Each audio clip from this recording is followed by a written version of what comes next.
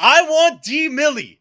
I want him yesterday. I want him today. I want D Millie for breakfast, lunch, dinner. Hello, everyone. Welcome back to Plus Three, the only show where the host has 3 whole pixels. I am Matt Rosman, joined by. Hey, don't show the square like that, man. Come on, Marnick's doing me dirty. PSL Sacramento Invitational, kind of a higher stakes, higher intensity event. I think a lot of people were predicting going into it. John, let's start with you.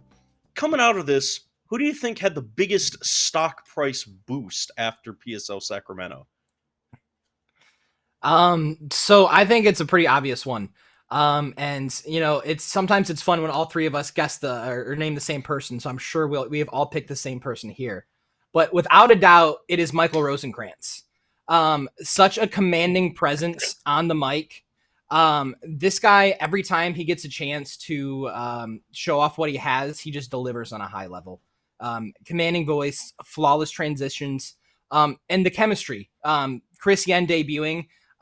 Rosenkrantz just made him look like he's a seasoned vet. So without a doubt, Michael Rosenkrantz really delivered in the big moments. He controlled the audience with his just commanding calls of the match. Very improvisationally sharp. So depending on what happened in the match, he was ready to just roll with the punches. And I think it was pretty clear that he got a positive reception from everybody involved. So without a doubt, if you haven't already bought Michael Rosenkrantz stocks, what are you doing? We've all been profiting since last year. So yeah, it was certainly a good one to buy at that too. And of course, shout out to my guy Chris Yen. He's been my friend for many years at this point. So glad to see him get in the booth. I actually have a bit of a gimmick answer as well. I know we're not to Rosman's segment yet, but I figured might as well deliver a little early today. I actually think the PSL itself gained the most stock from PSL Sacramento. Now, what does this mean, right? So the whole idea behind this concept was that it was supposed to be something that is like a pop-up, right? You saw that there was only one solving station, so we only had one camera set up. There were no man cameras or anything like that. It was actually a pretty minimal job, and I was actually the one who ended up setting up all the stream stuff, and it really did not take that long. It took me maybe like 2 hours once we figured out some of the internet nonsense. But the whole point was that it was supposed to be something that you can just get up and running very quickly in like a random new city, Sacramento being one of them here. The sports festival that I was at, it just happened to reach out to Chai. It's like, hey, like we have the space. How about we do something here? So the fact that he was able to get this all together in just 2 weeks' time and get some pretty top tier talent and some pretty entertaining talent at the end of the day, you can see that it didn't have to be the cream of the crop for it to be an entertaining product. I can't believe that I'm going to be the one to not give a gimmicky answer. I want to say Heidi, dude. Like, if we think about that finals match, like I know I use this guy as an analogy. I use LeBron James as an analogy a lot in a lot of cubing situations. But like Heidi was going at clutch levels not seen, very much in the PSL. Like in terms of performance, like even though in the finals, yes, she lost in the finals. Do you realize how close it got? The consistency that she was solving at, just every solve was so consistently executed that it's like, hold on. If we're talking about like people who could really shoot up cell rankings and just cubing rankings in general, like I know look, Heidi's been around the block, Heidi's been there, Heidi's been here, but I feel like that clutch performance really like that's getting her name out there further and further into the future. I was really impressed with how she performed against Ethan. Excuse me. Okay, so while John is dying, but yeah, I fully agree. Actually, I think Heidi, the only reason that she didn't do better in the finals was because it was a long day of solving for her, and I think she was in like 3 back-to-back matches, and so at the end she was just like, I'm trying to go home, like I just want to end it, but she was still able to get like low sixes, and she was even able to get 5-second solves, which I think on a very old over-inspected episode we had like this discussion, like what's next in your cubing career, and she's like, I'm just not good. I just don't get good singles. And I think she kind of proved herself wrong a little bit to some extent across many solves PSL Sac. So yeah, I was very excited to see her do well. Yeah, and we can't just brush past Ethan finally winning. He's something I noted in the chat while we were watching is I'm shocked that it took me this long for him to be on my radar. He's been popping off. This guy has an immense amount of skills. If you follow him on Instagram, I mean, he's got piano, juggling while solving, and he's just so smooth. I mean, especially with ZB.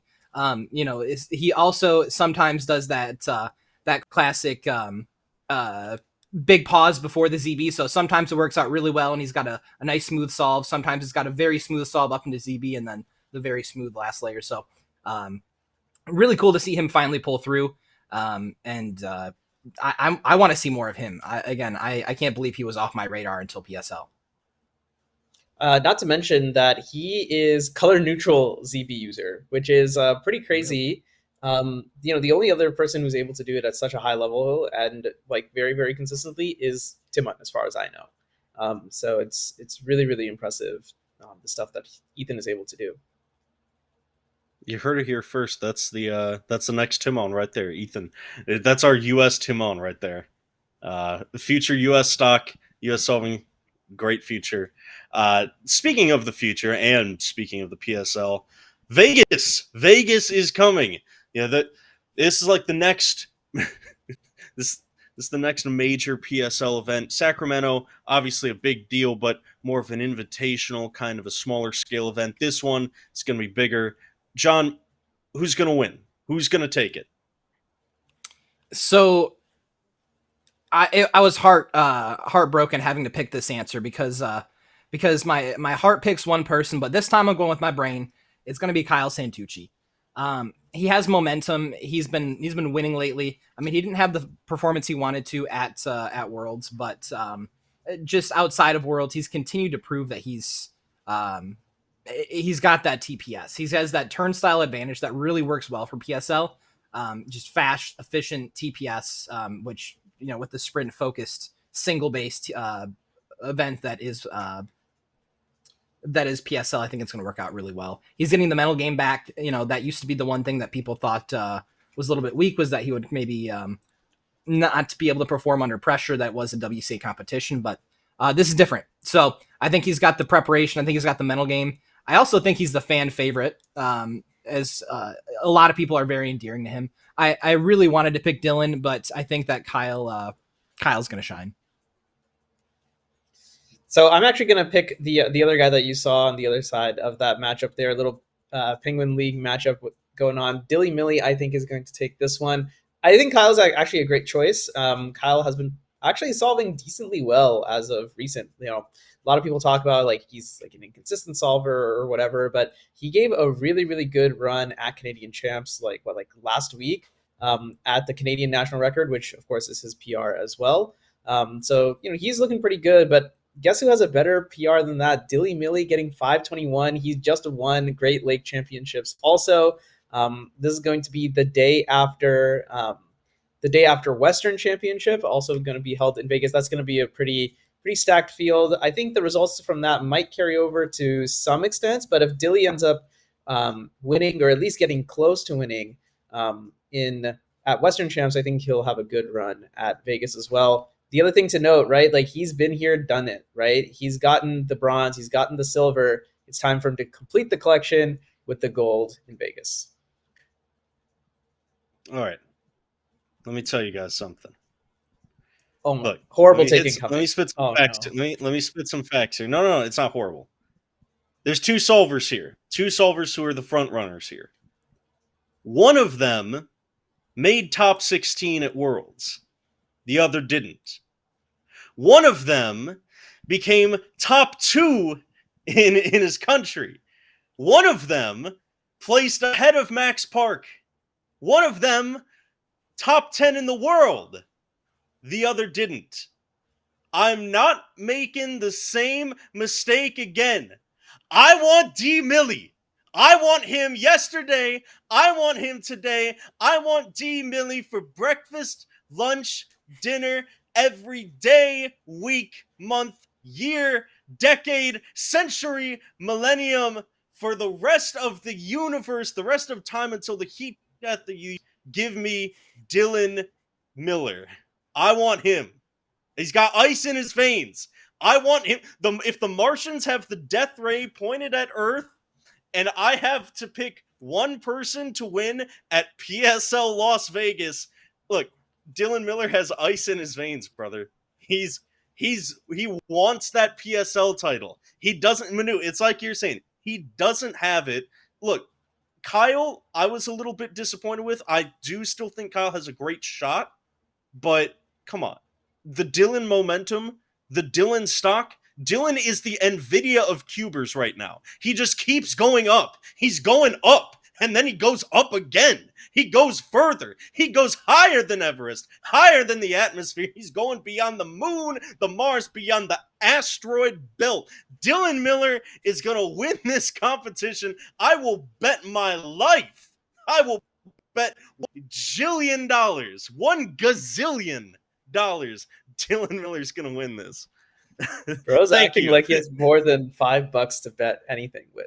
At all. But I mean, no, I think Dilly has a good run for it. I think I'll give Kyle a little bit more credit than Roz is, because I think Kyle is really, really strong as well. Not to mention there are like some other like very, very good solvers as well. Like I think Caleb Chen should also be competing, right? Like he's sub 6 solver.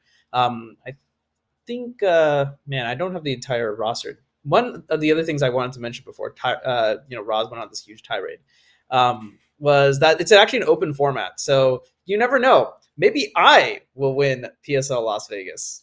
I mean, look, I've been studying the ZB. I've been studying the ZB. All right, I got some good 2 GLLs going on. When it's 1v1, you never know. I mean, it's not. Don't even say it, Roz. I believe that you can, and if you believe that you can, you can. You're just gonna have to get non-traditional. You're gonna have to play head games. Like you can't win with your like skills out on the mat. So you're gonna have to win with your skills up here and play some mind games. Yeah, maybe. Who knows? It'll be exciting in any case, because the field is looking good, and you never know. We might see some random upset from Jeremy Blambot, Sebastian Stone, a couple other guys who are out there. Someone who just randomly decides to show up. Yeah, I know I kind of went, over time, but like I think out of all the PSLs so far, like this might be the most competitive. Like I'm really excited for this in terms of like the most different people who could win. Like, not to roast like the earlier events, but like there were pretty clear front runners. Like, when Timon is there, like you kind of gotta bet on him a little bit. But I think this is gonna be a really, really exciting one. Don't miss out. It's gonna be great. Speaking of great, we have a US highlight of the week. Luke Garrett with a 488 average. Manu, break this down. Is it? Are we still gonna say that Garrett is continuing to increase his stock, increasing his reputation further? Oh yeah. I mean, without a doubt. I mean, look, like you all saw the video that he posted after Worlds, and explaining what happened, and you have to feel for the guy, right? And I honestly think that it's incredible stuff that he's able to put himself out there to this big audience and explain like what went down. And what a way to bounce back from something like that. He gave a real run at the North American record. We haven't seen it broken from the 4.86, the former world record that Max used to have. And it's this solve right here. Yeah, right there. Unfortunately, just a little bit of a mess up there. That's going to give him like a 5.4, I believe. And with that, his WPA is locked in at 4.88. Absolutely absurd. Needs to beat that in order to get the NAR. Unfortunately, just not able to make it happen. But just incredible stuff. I actually thought that it was going to be longer between his last sub 5 average and this one. So it's, he's beaten my expectations, and just an amazing solver. I guess, the buzz really did it for him here at GLC. Yeah, I mean, it's interesting. Like Luke accomplishes so much, but somehow there's always something that overshadows it. Like he did amazing in Worlds. He did a great performance, great solves, but somehow he's bleeding out of his finger. Like, I mean, only Luke Garrett, right? And then in these solves, each solve got a little bit worse, unfortunately, a little bit slower. Started with a 4.33, 4.49, 4.83, 5.33, 6.63. So it's incredible how he can make ludicrously fast solves across so many events. seem so effortless. And, every time it just shows that there's more in the tank. So absolutely, Luke continues to show that not only is he the best in the world, but he has so much further to go. It's going to be exciting to continue to watch him go. Yeah, if it weren't for Maddie moving to the East Coast, I think Luke, still has like the best chance at breaking the North American record. The only thing that gets in the way now is like Maddie has more rounds. He's gonna have something like closer to the scale that Luke Garrett does, so that's gonna complicate things a little bit. But I think Luke is such a great competitor, and he has the TPS to boot, right? So it's just a matter of time. I think we're gonna see the NAR go down very, very soon, and that's gonna be a very exciting moment. Give it like an over under of like 2 months, would you say, for the for NAR? Well, I'm gonna go slightly over. I feel like probably, I don't know, by the end of the year. I'm gonna say early next year. Dude, give me the under. Like, that just sounds way more exciting. 2 months is a short amount of time. I don't know what comps are coming up, but I think the message here is that there's multiple people. I mean, Dylan Miller, dude, at any point, he's the one who won Great Lakes championships. Yes, Luke got this incredible average, but then who comes and wins the competition is Dylan. So you can't rule these guys out. There's so many people that are vying for it that any given weekend, we could wake up to that news. Well, I guess we wouldn't wake up to it. It'd be in our time zone. When the Chinese guys break the world records, I wake up to it. Absolutely. Look, I mean, congratulations to Luke, and like saying, I am in agreement that NAR is going to be going down very, very soon. Well, I think that's everything. I think we've got everything covered here. My bandwidth, my pixels, my frame rate, they're all dropping very, very fast. Stop doing that, man. Listen, I'm sorry I don't fill up the screen as much as I normally would. Like, comment, subscribe. Let's get out of here. Yeah, I like that, Manu. Hey, listen, like, comment down below. Who do you think gained the most stock at Sacramento? Who do you want to see win Vegas? Not just who do you think's going to win, but who do you want to see win? Let us know. Like, comment, subscribe, share it, get it out there.